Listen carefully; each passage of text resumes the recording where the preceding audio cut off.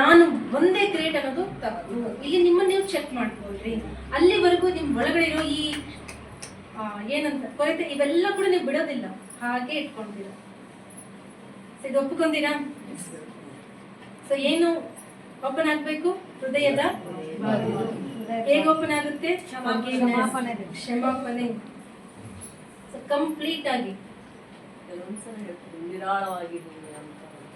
ಕೆಲವೊಂದ್ಸತಿ ಅಲ್ಲ, ಕೆಲವೊಂದ್ಸತಿ ಸಡನ್ ಆಗಿ ಎಷ್ಟು ಆರಾಮಾಗಿದ್ದೀನಲ್ಲಪ್ಪ, ಏನೋ ಒಂದು ನೇಚರ್ಗೆ ವಾಕಿಂಗ್ ಹೋಗಿ ಬರ್ತೀರಾ, ಒಂದು ಒಳ್ಳೆ ಫ್ರೆಂಡ್ ಜೊತೆಗೆ ಇರ್ತೀರಾ, ಎಲ್ಲವನ್ನು ಮಾಡ್ಬಿಡ್ತೀರಾ. ಹೀಗೇನು ನಿಮ್ ಜೊತೆಗೆ ನೀವು ಇರೋದು ಪ್ರಾಕ್ಟೀಸ್ ಮಾಡಿ. ಓಕೆ, ಇಲ್ಲಿ ಇನ್ನೊಂದು ಕಲ್ತ್ಕೋಬೇಕು, completely detach yourself. Detachment sir ತೆಲುಗುನಾಗ ಏನು ಕನ್ನಡ? ಡಿಟ್ಯಾಚ್ಮೆಂಟ್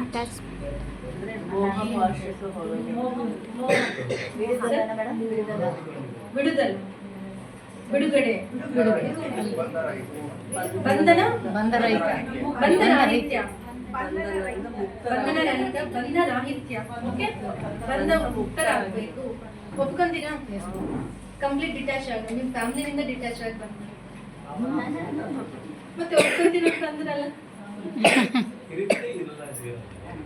ಮೇಡಮ್, ಆದ್ರೆ ಅಷ್ಟು ಇಲ್ಲ, ಎಲ್ಲ ಅನ್ನೋ ತರ ಸಾಕ್ಷಿಭೂತರಾಗಿ ನೋಡ್ಬೇಕು. This is called 1000 point of view. ಒಬ್ಬೊಬ್ಬರು ಒಂದೊಂದು ರೀತಿ ಹೇಳ್ತಾ ಇದ್ದಾರೆ ನೋಡ್ರಿ. ಇದು ಅರ್ಥ ಆಗುತ್ತಾ? ಒಂದಕ್ಕೊಂದು ಲಿಂಕ್ ಇದಾವ ಇಲ್ವಾ? ಎಸ್. ಇಲ್ಲಿ complete detach your self. At the same time attachment ಕೂಡ ಇರಬೇಕು. ಯಾರು ಹೇಳಿದ್ರು? ತಾಮರಾಕು ಮೀದ ನೀಡಿ ಬಿಡುದು. So very simple. ಒಂದು ಲೈಕ್ ನೀವು ಡಿಟ್ಯಾಚ್ ಮಾಡಕ್ಕೆ ಆಗ್ತಾ ಇಲ್ಲ ಅಂತ, ಅವಾಗ ಏನ್ ಮಾಡ್ಬೇಕು? ಕ್ವಶನ್ ಬಂದಿಲ್ಲ ಯಾರಿಗೂ? ಮತ್ತೆ ನೀವು ಕೇಳಲ್ಲ, ನಾನೇ ಕ್ವಶನ್ ಕೂಡ ನಾನೇ ಕೊಡ್ಕೊಂತೀನಿ. ಡಿಟ್ಯಾಚ್ ಆಗೋದಕ್ಕೆ ಆಗಲ್ಲ, ಏನ್ ಮಾಡೋದು? ಎಲ್ಲದಕ್ಕೂ ಶೂನ್ಯ ಅಂದ್ರೆ ಮೊಬೈಲ್ ಇದೆ ನನಗೆ, ಡಿಟ್ಯಾಚ್ ಆಗ್ತಾ ಇದೆ, ಕೈ ಹೋಗ್ತಾ ಇದೆ, ಕ್ಲಾಸ್ ಬಿಟ್ಟು ನಾನು ನೋಡ್ಕೊಂತ ಕುತ್ಕೊಂತೀನಿ ಸರ್. ಇದು ಹೆಂಗ್ ಮಾಡೋದು? ಡಿಟ್ಯಾಚ್ ಮಾಡೋದು ಹೇಳ. ಈಗ ನಿಮ್ಗೆ ಏನಾದ್ರು ಸಿಂಪಲ್, ಅದಕ್ಕೆ ಸೊಲ್ಯೂಷನ್ ಹೇಳ್ಬೇಕಲ್ವಾ? ಸೊ ಎದಕ್ಕಾದ್ರೂ ನೀವು ಡಿಟ್ಯಾಚ್ ಆಗಿಲ್ಲ. ಫಾರ್ ಎಕ್ಸಾಂಪಲ್, ನೀವು ಎದಕ್ಕೆ ಡಿಟ್ಯಾಚ್ ಆಗಿಲ್ಲ ಮೇಡಮ್? ಯಾರಾದ್ರೂ ಲೋನ್ಲಿನೆಸ್ಗೆ ಡಿಟ್ಯಾಚ್ ಆಗಬೇಕು ಅಲ್ಲ. ಈಗ ಮೊಬೈಲ್ ಅಡಿಕ್ಷನ್ ಆಗಿದೆ, ಇನ್ನು ಏನಾದ್ರೂ ನೀವು ಏನಾದ್ರೂ ಡಿಟ್ಯಾಚ್ ಆಗಿದ್ರೆ ಅದರಿಂದ ಹೊರಗಡೆ ಬರಬೇಕು. ಫಾರ್ ಎಕ್ಸಾಂಪಲ್, ನೀವು ಎದಕ್ಕೆ ಡಿಟ್ಯಾಚ್ ಆಗಿದ್ದೀರಾ? ಮಕ್ಕಳ ಮೇಲೆ ಮೊಮ್ಮಕ್ಕಳು ಇಲ್ದಂಗೆ ಇರಕ್ಕಾಗಲ್ಲ. ಆ ರೀತಿ ಎಕ್ಸಾಂಪಲ್ ಹೇಳ್ತಾ ಇರ್ತಾರೆ. ಮೇಡಮ್ಗೆ ಡಿಟ್ಯಾಚ್ ಆಗೋದು ಗೊತ್ತು, ಬಟ್ ಮೊಮ್ಮಕ್ಕಳಿಂದ ಡಿಟ್ಯಾಚ್ ಆಗೋದು ಗೊತ್ತಿಲ್ಲ. ಅವ್ರು ಇರಬೇಕು. ನೆಕ್ಸ್ಟ್ ಇನ್ನು ಮೇನ್ ಫ್ಯಾಮಿಲಿ, ಟಿವಿ,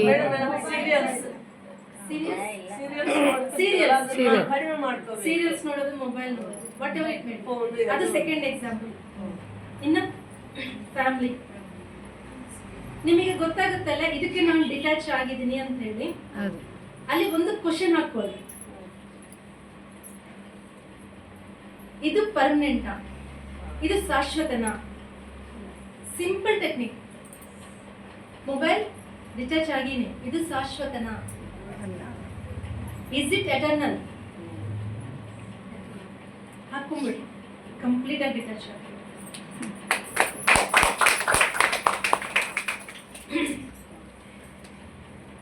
ಅಟ್ಯಾಚ್ಮೆಂಟ್ ಕಾರಣ ಏನು? ನಾವು ಲಿಮಿಟೇಷನ್ ಹಾಕೊಂಡಿವಿ. ನಾನೇ ಇದು, ನನ್ನ ಫ್ಯಾಮಿಲಿ ಇದ್ರೇನೆ ನನಗೆ ವ್ಯಾಲ್ಯೂ, ನನ್ನ ಫ್ರೆಂಡ್ಸ್ ಸರ್ಕಲ್ ಇದ್ರೇನೆ ನನಗೆ ವ್ಯಾಲ್ಯೂ, ಸೊಸೈಟಿನ ನನಗೆ ಒಂದು ಸ್ಟೇಟಸ್ ಬೇಕು. ನಾನು ಹೇಳಿದ್ನಲ್ಲ 10th ನಮ್ಮ ಅಂಕಲ್ ಒಬ್ರು ತೀರ್ಕೊಂಡಿದ್ರು ಅಂತ ಅಂದಾಗ, so 11 lessons completed. First part complete ಅದು ಮಾಡ್ಕೊಂಡು ಸಕ್ಸಸ್. ಸೊ ಈ ಡಿಟ್ಯಾಚ್ಮೆಂಟ್ ಅಲ್ಲಿ May 29th ನನ್ನ ಬರ್ತ್ಡೇ ಇತ್ತು, ಗುಡಿಗೆ ಹೋಗಿದ್ದೆ. ಅಲ್ಲಿ ಒಂದು ಸತ್ಸಂಗ ನಡೀತಾ ಇದೆ, ನನಗೆ ತುಂಬಾ ಇಷ್ಟ ಸತ್ಸಂಗ. ಚಿಕ್ಕವರಿದ್ದಾಗ ನಮ್ಮ ತಾತನಿಂದ ನಮಗೆ ಇದು ಬಂದಿದೆ. ಆಕ್ಚುಲಿ ಅವರು ಗ್ರೇಟ್ ಮೆಡಿಟೇಟರ್. ಸೊ ಅವರು ಫ್ಯಾಮಿಲಿ ಬಿಟ್ಟು ಎಲ್ಲೋ ಸಾಧನೆ ಮಾಡಿ ಹೋಗ್ತಿದ್ರು, ಮತ್ತೆ ಕರ್ಕೊಂಡ್ ಬರ್ತಿದ್ರು ಅವ್ರನ್ನ. ಆ ರೀತಿ ಇದೆ ಅವ್ರದ್ದು. ಸೊ ಅವರು ಯಾವಾಗಲೂ ಒಂದು ಕ್ವಶನ್ ಕೇಳ್ತಿದ್ರು, ಒಂದು ಲಿಸ್ಟಿಂಗ್ ಅವ್ರಿಗೆ ಪುಸ್ತಕಗಳು ಬಹಳ ಇಷ್ಟ.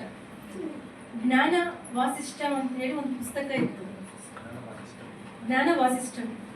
ಅದ್ರ ಮಹತ್ವ ನನಗೆ ಅವಾಗ ಗೊತ್ತಿಲ್ಲ.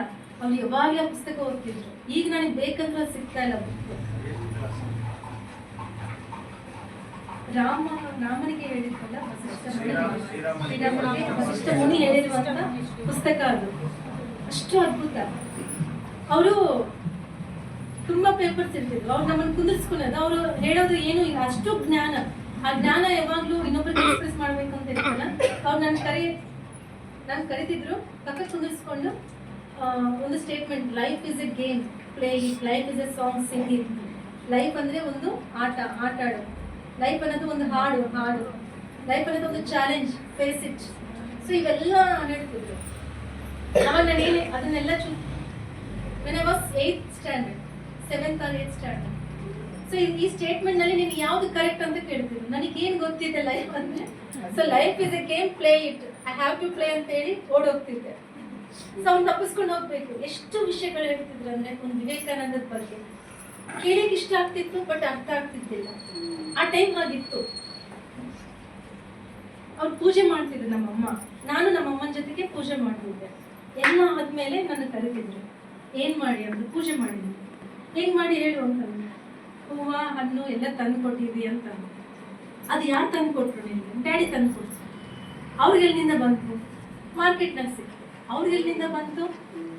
ಪ್ರಕೃತಿ ಕೊಟ್ಟರು. ಮತ್ತೆ ಪ್ರಕೃತಿ ಅಂದ್ರೆ ದೇವ್ರು ಕೊಟ್ಟಿದ್ದನ್ನೇ ಮತ್ತೆ ಹೋಗಿ ಕೊಡ್ತಾ ಇದೆಯಲ್ಲ, ದೇವ್ರು ಖುಷಿ ಪಡ್ತಾರ? ಇಂಥ ಕ್ವಶನ್ಸ್ ಕೇಳ್ತಿದ್ರು. ಸೊ ಅವಾಗಿಂದ ನಾನು ಪೂಜೆ ಮಾಡೋದೇ ಇಷ್ಟ ಆಗ್ತಿದ್ದಿಲ್ಲ. ಬಟ್ ಒಂದ್ ಕಡೆ ಭಯ, ಅಮ್ಮ ಪೂಜೆ ಮಾಡ್ಬೇಕಂತ, ಇವ್ರು ಬೇಡ ಅಂತ. ನನ್ನ ಪರಿಸ್ಥಿತಿ ಹೇಗಿರುತ್ತೆ? ಆದ್ರೂ ಪೂಜೆ ಮಾಡ್ತಿದ್ದೆ. ಆ ಪೂಜೆ ಕುಂತಾಗೆಲ್ಲ ತಾತ ಹೇಳಿದಾರಲ್ವಾ, ಇದು ಕರೆಕ್ಟ್ ಅಲ್ವಾ? ಮತ್ತೆ ನಾನು ಅನ್ನೋದು ನಾನು ದೇವ್ರಿಗೆ ಹೇಗೆ ಸಮರ್ಪಣೆ ಮಾಡ್ತಿದ್ದೆ. ಇಂಥ ಕ್ವಶನ್ಸ್ ಅಲ್ಲ, ಆ ಒಂದು ಸ್ಥಿತಿ ಹೇಗಿರ್ತಿತ್ತು ಅಂತ ಅಂದ್ರೆ, 14 ವರ್ಷ ಆ ಟೈಮ್ನಲ್ಲಿ ಹೀಗೆ ಕನ್ಫ್ಯೂಷನ್ಸ್ ಇದೆ. ಸೊ ಈ ರೀತಿ ಸ್ಟಾರ್ಟ್ ಆಗಿದ್ದು ನಮ್ಮ ಜರ್ನಿ. ಸೊ ಅಲ್ಲಿ ಹೋಗಿದ್ದೀನಿ ಮೇಡಮ್ ಹತ್ರ, ಪ್ರವಚನ ನಡೀತಿದ್ದ, ಅಲ್ಲಿ ಹೋಗಿ ಕೂತ್ಕೊಂಡಿದ್ದೀನಿ. ಅವರು ಒಂದು ಕ್ವಶನ್ ಕೇಳಿದ್ರು, ನಿಮ್ ಸುತ್ತ ಇದೆ ಅಲ್ವಾ, ಯಾವ್ದು ಶಾಶ್ವತ ನೋಡ್ರಿ, ಯಾವ್ದಾದ್ರು ಶಾಶ್ವತ ಇದ್ರೆ. ಒಬ್ಬೊಬ್ರು ಹೇಳ್ತಿದ್ರು, ಈ ಬಿಲ್ಡಿಂಗ್ ಶಾಶ್ವತ, ಅದು ಶಾಶ್ವತ. ಯಾರು ಒಪ್ಕೊಂತಿದ್ದಿಲ್ಲ. ನನಗಂತದ್ದು ಏನು ಕಾಣಿಸ್ಲಿಲ್ಲ ಅವಾಗ. ಎಲ್ಲರೂ ಒಂದೊಂದು ಮಾತು ಹೇಳ್ಯಾರ. ನಾನಂದೆ, ನನಗೇನು ಕಾಣಿಸ್ತಾ ಇಲ್ಲ ಅದು ಅಂತ ಹೇಳಿ. ಅವಾಗ ನಮ್ಮ ಅಂಕಲ್ ತೀರ್ಕೊಂಡಿದ್ರು ಅಂತ ಹೇಳಿದ್ನಲ್ವಾ, ಅದರಿಂದ ಹೊರಗಡೆ ಬರೋದಕ್ಕೂ ನಂಗೆ ಸ್ವಲ್ಪ ಕಷ್ಟ ಆಯ್ತು. ಸೊ ಅಲ್ಲಿ ಏನಾಯ್ತು, ಆ ಮೇಡಮ್ ಹೇಳಿರುವಂತ ಒಂದೇ ಒಂದು ಕ್ವಶನ್, ವಿಚ್ ಈಸ್ ಎಟರ್ನಲ್. ಅದಕ್ಕೆ ಆನ್ಸರ್ ಇಲ್ಲ ನನ್ನ ಹತ್ರ, ಬಟ್ ಆನ್ಸರ್ ಸಿಕ್ತು. ಅಂಕಲ್ ತೀರ್ಕೊಂಡಿದ್ದಾರೆ, ಅದರಿಂದ ನಾನು ಹೊರಗಡೆ ಬರೋದಕ್ಕಾಗ್ತಾ ಇಲ್ಲ. ಈ ಒಂದು ಮೆಡಿಸನ್ ವಿಚ್ ಈಸ್ ಎಟರ್ನಲ್, ಈ ದೇಹ ಶಾಶ್ವತ ಅಲ್ಲ ಅನ್ನೇ ಒಪ್ಪಿಗೆ ನನಗೆ. ಸೊ ಅಲ್ಲಿನಿಂದ ನನ್ನ ಸ್ಪಿರಿಚುವಲ್ ಜರ್ನಿ, ನಿಜವಾದ ಸ್ಪಿರಿಚುವಲ್ ಜರ್ನಿ ಸ್ಟಾರ್ಟ್. ಅಲ್ಲಿವರೆಗೂ ಮೆಡಿಟೇಷನ್ ಮಾಡಿದ್ದೇನೆ, ಅಂಕಲ್ ಕಾನ್ಸೆಪ್ಟ್ ಎವ್ರಿಥಿಂಗ್. ಬಟ್ ಆ ಪಾಯಿಂಟ್ ಏನಿದೆ ಅಲ್ವಾ, ಯಾವ್ದು ಶಾಶ್ವತ ಅಲ್ಲ. ಈಗಲೂ ಕೂಡ ಎಲ್ಲೇನೋ ಅಟ್ಯಾಚ್ ಆದ್ರೆ, ಯಾವ್ದಾದ್ರು ಪೇನ್ ಬಂತ, ಇಮಿಡಿಯೇಟ್ ಆಗಿ ಕ್ವಶನ್ ಆಗ್ತದೆ, ಇದು ಶಾಶ್ವತ. ಖುಷಿ ಇದ್ದಾಗ ಅನ್ಕೊಂತೀನಿ, ಇದು ಶಾಶ್ವತ ಅಲ್ಲ. ಎವ್ರಿಥಿಂಗ್ ಅರ್ಥ ಆಯ್ತಾ? ಸೊ ಫಸ್ಟ್ 11 ಲೆಸನ್ ನನ್ನ ಫಾಲ್ಸ್ ಇಗೋನಿಂದ ಕಂಪ್ಲೀಟ್ ಆಗಿ ನಾವು ಹೊರಗಡೆ ಬರ್ತೀವಿ. ಸೊ ಇಲ್ಲಿವರೆಗೂ ಸೊ ನಿಮ್ಮ ಒಂದು ಐಡೆಂಟಿಟಿ ಮೊದಲು ಹೇಗಿತ್ತು, ಇವೆಲ್ಲ ತಿಳ್ಕೊಂಡ ಮೇಲೆ ಹೇಗಿತ್ತು? ನನಗೆ ಕ್ಲಾಪ್ಸ್ ಅಲ್ಲ, ನಿಮ್ ಒಳಗಡೆ ಫೀಲಿಂಗ್ಸ್ ನನಗೆ ಹೇಳ್ರಿ. ಚೆನ್ನಾಗಿದೆ.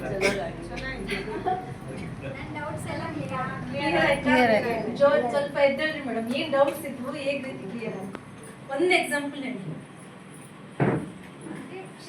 ಅಂದ್ರೆ ನನ್ನ ಲೈಫಲ್ಲಿ ತುಂಬಾ ಮೇಡಮ್ ಸ್ಟೋರಿ ಹೇಳ್ಬಿಡ್ತೀನಿ ಒಂದು ಫ್ಯೂ ಸೆಕೆಂಡ್ಸ್ ಅಲ್ಲಿ. ಫಸ್ಟ್ ನಾನು 10th ಅಲ್ಲಿ ಟಾಪರ್ ಆಗ್ತಿದ್ದೆ. ಎಜುಕೇಶನ್ ಇತ್ತು, ನನ್ನಲ್ಲಿ ಜ್ಞಾನ ಇತ್ತು, ಬಟ್ ನನ್ನಲ್ಲಿ ಅಹಂಕಾರನೂ ಇತ್ತು. ಅದು ನನಗೆ ಅರ್ಥ ಆಗ್ತಿರ್ಲಿಲ್ಲ ಆ ಏಜಲ್ಲಿ, ಚಿಕ್ಕ ಏಜಲ್ಲಿ. ಅಂದರೆ ಆ ಥರ ನಮ್ಮ ಡ್ಯಾಡಿ ಬೆಳೆಸಿ ಬಂದರೆ ಬರೀ ಇನ್ನೊಬ್ರಿಗೆ ಕಂಪೇರ್ ಮಾಡಿಬಿಟ್ಟು ಅವ್ರು ಎಷ್ಟು ತೆಗ್ದಿದ್ದಾರೆ ಅಷ್ಟು ಆ ಥರ ನನ್ನಲ್ಲಿ ಅಹಂಕಾರನೂ ಅವಾಗೆ ತುಂಬಿತ್ತು. ನೆಕ್ಸ್ಟ್ ಇನ್ನೊಬ್ಬರನ್ನ ಫರ್ಗಿವ್ನೆಸ್ ಮಾಡೋ ಇದೊಂದು ಇರ್ಲಿಲ್ಲ. ಅಹಂಕಾರ ಇದ್ರೆ ಅದು ಬರಲ್ಲ. ಯಾವಾಗ ಈಗ ಮೆಡಿಟೇಷನ್ ಮಾಡೋದ್ರಿಂದ ಅಹಂಕಾರ ಶೂನ್ಯತೆಗೆ ಬಂದಿದೆ. ನೆಕ್ಸ್ಟ್ ಇನ್ನೊಂದು ಕೊಡೋ ಭಾವನೆ ಇದ್ದಾಗಂದ್ರೆ ನಾವು ಹೃದಯ ಯಾವಾಗಲೂ ಮನಸ್ಫೂರ್ತಿ ಬಿಚ್ಚಿಟ್ಟು ಕೊಡಬೇಕು. Yes. ಅವಾಗ ಸಾಲಾಗಿ ನಮ್ಗೆ ಬರುತ್ತೆ. ಇದು ನನ್ನ ಅನುಭವದಲ್ಲಿ ಆಗಿದೆ. ಆಗಿದೆ ಹೇಳಕ್ಕೆ. ಸೊ ಈ ಎಲ್ಲ ಲೆಸನ್ಸ್ ನಿಮಗೆ ಗೊತ್ತಿರೋದೆ, ಎಲ್ಲ ಗೊತ್ತಿರೋದು, ಯಾವುದು ಗೊತ್ತಿಲ್ಲ ಅಂತ ಹೇಳೋದಿಲ್ಲ. ಬಟ್ ಮನನ ಅನ್ನೋದು ಇರಬೇಕು, ಪ್ರಾಕ್ಟಿಕಲ್. ನಿಮ್ಮನ್ನು ನೀವು ಪ್ರತಿ ಒಂದು ವಿಷಯದಲ್ಲಿ ಚೆಕ್ ಮಾಡ್ಕೊಳ್ಳಿ. ಯಾಕೆ 4 ಸ್ಟೇಜ್ ಅಂದರೆ ನಿಮಗೆ ಗೊತ್ತಿದೆ, ಇಲ್ಲಿ ಎಂಡ್ ಆಗಲ್ಲ, ಅದರಲ್ಲಿ ಮಾಸ್ಟರಿ ಪಡಿಬೇಕು. ಎಷ್ಟೋ ವಿಷಯಗಳು ನನಗೂ ಗೊತ್ತಿದೆ, ಬಟ್ ಸಮ್ಟೈಮ್ಸ್ ಬಿಕಮ್ ಝೀರೋ. ಕೆಲವು ಪರಿಸ್ಥಿತಿಗಳು ಬಂದಾಗ ಇವೆಲ್ಲ ನಾವು ಅಪ್ಲಿಕೇಬಲ್ ಆಗಲ್ಲ. But we have to prepare. ನಾವು ಸಂಸಿದ್ಧವಾಗಿರ್ಬೇಕು. ಸೊ ಅವ್ರು ಹೇಳ್ದಂಗೆ ನಮ್ಮ ಚಿಕ್ಕವರಿದ್ದಾಗಿನಿಂದ ಯಾವ ರೀತಿ ನಾವು ಬೆಳೆದಿದ್ದೀವಿ ಅಂತಂದ್ರೆ, ಸ್ಕೂಲ್ ಲೈಫ್ನಲ್ಲಿ ಒಂದು ಕಾಂಪಿಟೇಷನ್, ಪೋಟಿ ತತ್ವ, ಅರ್ಥ ಆಗ್ತಾ ಇದೆ. ಸ್ಕೂಲಲ್ಲಿ ನಾನು ಫಸ್ಟ್ ಬರಬೇಕು, ಸೊಸೈಟಿನಲ್ಲಿ ನಾನು ಸ್ಟೇಟಸ್, ಬಿಸ್ನೆಸ್ನಲ್ಲಿ ನೀನು ದಿ ಬೆಸ್ಟ್ ಆಗಬೇಕು. ಈ ಒಂದು ಮನೋಭಾವನೆಯಿಂದ ನಾವು ಬೆಳೆದಿರ್ತೀವಿ. ಇನ್ಸ್ಟೆಡ್ ಆಫ್ ದಟ್ ಹೇಗಿರಬೇಕಿತ್ತು ಅದನ್ನ ಬಿಟ್ಟು ಎಲ್ಲಿಂದ ಸ್ಟಾರ್ಟ್ ಆಗುತ್ತೆ, ನಮ್ಮ ಸ್ಕೂಲ್ ಲೈಫ್ನಿಂದನೇ ಸ್ಟಾರ್ಟ್. ಅದಕ್ಕೆ ಬದಲು ಯಾವ ರೀತಿ ಚೇಂಜಸ್ ಆಗಿದ್ರೆ ನಾವು ಅದೇ ಅಲ್ಲ ಇಲ್ಲಿವರೆಗೂ ನಾವು ಕ್ಯಾರಿ ಫಾರ್ವರ್ಡ್ ಮಾಡ್ಕೊಂಡು ಬಂದಿದ್ವಿ. ಸೊ ಅದ್ರ ಬದಲು ಯಾವ ರೀತಿ ಇದ್ರೆ ನಾವು ಚೆನ್ನಾಗಾಗ್ತಿದ್ವಿ ಹೇಳ್ರಿ.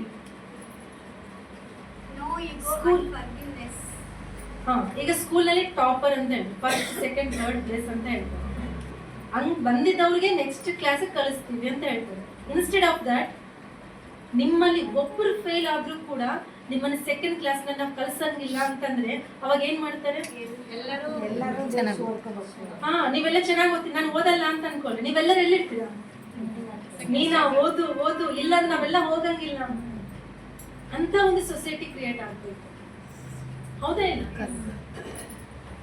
ಸೊ ಇಲ್ಲಿ ಕಾಂಪಿಟೇಷನ್ ಸ್ಪಿರಿಟ್ ಅನ್ನೋದು ಕಂಪ್ಲೀಟ್ ಆಗಿ ಝೀರೋ ಆಗ್ಬೇಕು.